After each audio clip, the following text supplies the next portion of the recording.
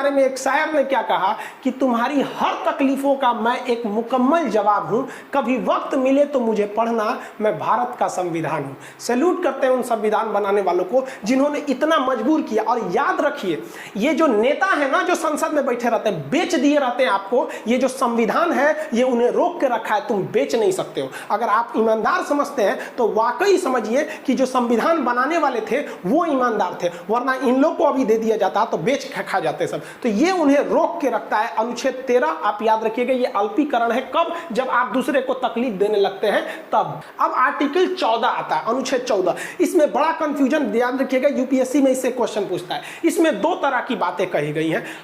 एक कहा गया है कि कानून के समक्ष समानता, यानी कानून के आगे सब बराबर है। इसीलिए कानून पे देखेंगे ना, एक पट्टी लगा रहता है, औरत पे तलवार ली रहती है, तराजू, कहती है कि हमारे आंख पे पट्टी है। अब तुम आगे राष्ट्रपति हो कि चपरासी हो, ऊंचे जाति के हो, दलित हो, मुस्लिम हो, जैन हो, कोई मतलब नहीं। गलती किया छपाक दे काट देंगे।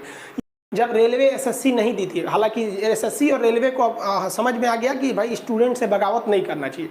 हर एक टीचर इंडिया का स्टूडेंट्स ने प्रोटेस्ट किया। ये प्रोटेस्ट केवल और केवल सक्सेस हुआ आप स्टूडेंट के बदौलत। हम लोग क्या कर सकते थे? हम आपको केवल आगे ला सकते थे, आपके ट्वीट में वो दम था। लेकिन क्या होगा कि अगर चाइना हमला कर दे और हर एक टीचर स्टूडेंट बवाल करे नहीं हमें नौकरी चाहिए, तो सरासर गलत है। तो इसी को ध्यान में रखकर कुछ नियम बनाए गए। नियम ये बनाया गया कि हमारा मूल अधिकार को सस्पेंड किया जा सकता है किसी इमरजेंसी के इशू पर, और ये कुछ समय के लिए सस्पेंड होगा। सस्पेंशन यानी निलंबन का अधिकार राष्ट्रपति को होगा।